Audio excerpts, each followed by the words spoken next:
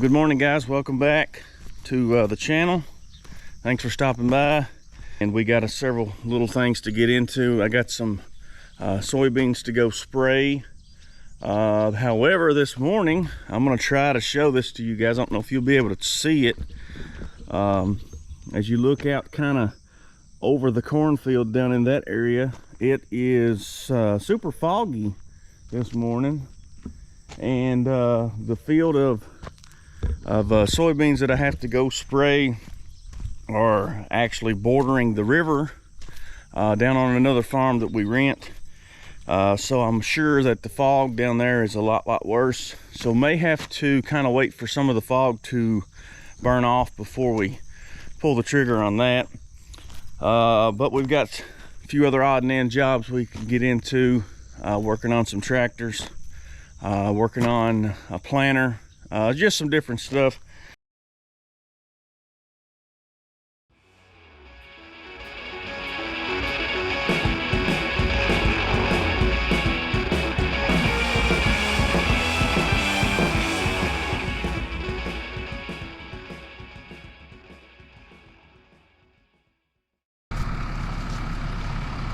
All right, guys, we're down in the soybean field. We went to go spray. Been spraying here for about an hour or so. Thought I might just get out here, kind of let you guys take a look at some of the beans, some of the weeds we're going after. In case you are curious, right over there past that first tree line is the Rolling Fork River. So there's a lot of folks around in the local area that farm along the river, and they know the challenges that presents. You get some erosion in some weird places. You get a lot of different weeds that you used to not have to fight that come down the river. So there's a lot of interesting problems that go along with that. So we'll take a quick look here at the beans themselves and kind of explain to you why we're here spraying now. So if you look down here at the beans, they are maybe 6 inches away from knee high. Almost have made canopy. You can look down the row and just barely see in there occasionally, and that's why we are here now spraying. We want to be able to catch that last little bit of an opening there between the bean rows for the chemical to get in, to be able to get to the weeds, and then we want the beans to go ahead and make the canopy, close out that sunlight, and help control weeds that way. So we're here probably maybe a little late, but we're close to right on time. So right here is one of our new problem weeds. Let's see this guy here. You can see the base of it there. He's pretty good size. That one may actually be a Palmer pigweed. It doesn't really show the signs of a water hemp.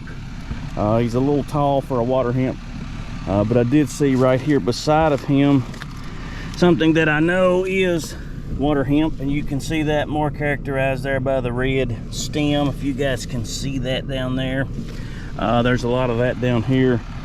And the big problem with both of those two that we just talked about is they are completely and thoroughly resistant to glyphosate. It barely makes them mad at this point, so we have to go with some different chemistries. And the bean field that we're currently walking in is an enlist soybean field. That's kind of somewhat of a new thing. It's been out for a few years. We've been trying it now for a few years in situations like this, where we have some pretty bad weeds that are resistant to glyphosate, that no longer works on them. And we had an interesting little occurrence here. As I stopped the tractor, I looked out the window and saw this, and thought I would give you guys a quick glance over here, what's going on. This guy here, if you can see him, let me get out of the shadow. That's another weed that's a problem. That's a burr cucumber. Roundup still does a pretty good job on him. The problem with him is he likes to come up about this time of year when your soybeans are about this big. Today's the 11th of July, so he's kind of a late season situation. I'll take a step back here, show you guys what I'm looking at. There's just this big open area here in the beans, and all around beans look good. So we know what happened here. If you can see this hole here in the ground, and there's some other ones over in that direction, we got some voles. Yeah, that's with a V. He's like a little mean cousin to the guy that tears up your front yard, and when he comes out, he pretty much destroys a pretty decent sized area here in your bean field. He eats the beans when they're really little, and you basically have nothing except a big weedy spot. So you have to be sure and get those sprayed. And this field actually continues on over toward in front of me where I've been spraying, and I saw several of those. In certain years they're worse than other years. So here's some, looks like some morning glories possibly. Well, maybe not. That may actually be a burr cucumber. I've already seen that guy. So what I was going to show you here real quick while we're out too is this idea of the chemical being able to penetrate down into this little opening. Of course, I just sprayed back that direction and all on the lower side, so I'm not going to walk back into that. But right here you can kind of see there's a little narrow opening here that we want to get the chemical into. There's some more water hemp that just got some chemical on it, so hopefully that takes care of him. So we'll get back here in the tractor and we'll go back to spraying.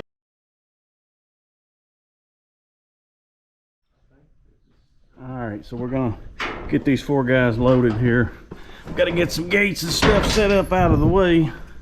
We'll try to get a little bit of a look at them as we go. These 4 have been over here in this barn for a couple weeks or so. The only reason for that is we had to do some swapping for some different cattle around in a different lot. So they've been over here, so been packing feed to them. A little bit glad to see them go, but we'll take a good look at them as they go on the trailer.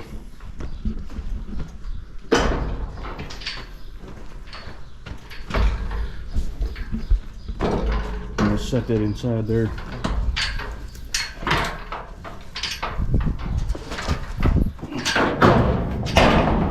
All right. You probably can go back there behind this gate. Just hold everything.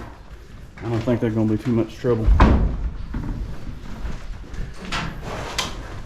All right, boys. Up we go.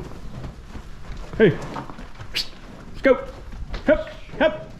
Get on there.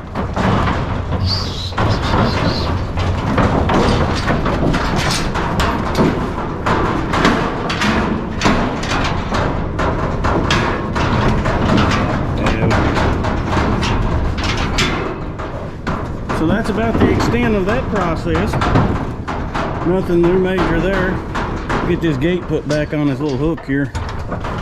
And get a close-up shot.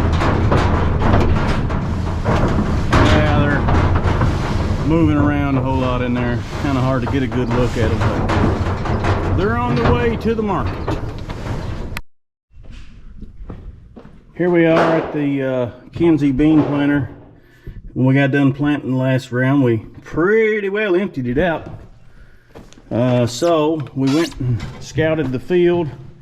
Considering the dry conditions that we had, oh, this one's got a little more in it. Considering the dry conditions that we had, we were waiting a little bit on replant situation, but we did have about 1 2/10 inches of rain, so everything looks a little better, and we think we're good on replant. So we're going to go through the process of taking all 16 rows here off of the Kinsey planter, the boxes off, getting all the seed out, removing the seed disc, removing the meter, cleaning the beans out. So we might show you the process on one of those, but it's pretty repetitive and there's 16 of them to do, so definitely going to be a time lapse here somewhere coming up. So we'll get back to you when we get one of these apart. All right, so Jacob's already went along here and taken all the lids off. Basically, you just unsnap it there in the back, right here at this, holds it down, and then you've got to disengage your drive clutch. And then basically they just lift up off of there. And this time is not too bad because there's not very many beans in there. But me and Jacob have done this before where there's, oh yeah, that's not bad. Where there's like a 5-gallon bucket full in each row. And that makes it really interesting. So for now, all you gotta do, remove those 2 wing nuts he's working on. Sometimes they get a little stuck. And there'll be a few beans inside there in your meter. Once he gets this off here, I'll explain a little further about what we're looking at. You see the beans that falling out there. Let me see this. So this is actually the seed disc. It's got these little grooves in it that the beans there fit in. And inside there you can see some brushes and such. That's all spinning around, and each seed goes in each one of these little grooves and then goes out into the ground, down through the center of that area. And basically that's how the planter works. So we get the job to disassemble all of these, clean all that out. We've actually got new brushes that we're going to put on inside there too. So like I said, it's pretty repetitive, kind of boring. I'm sure you guys don't really want to watch us do all 16 rows of this, so we'll set this up and get some time-lapse footage.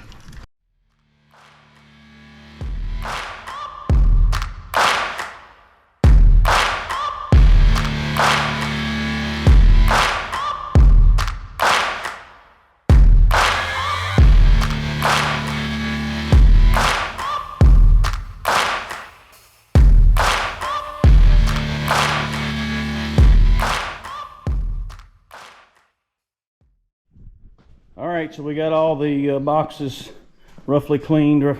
They're off here, sitting in the floor in a pile. There's all the lids and the plates, and down in there is our little bit of soybeans we got out. So she sure looks a little strange like this. So now Jacob over there, we're gonna take it over to the pressure washer area, give it a good cleaning up, hopefully done with this thing for the year.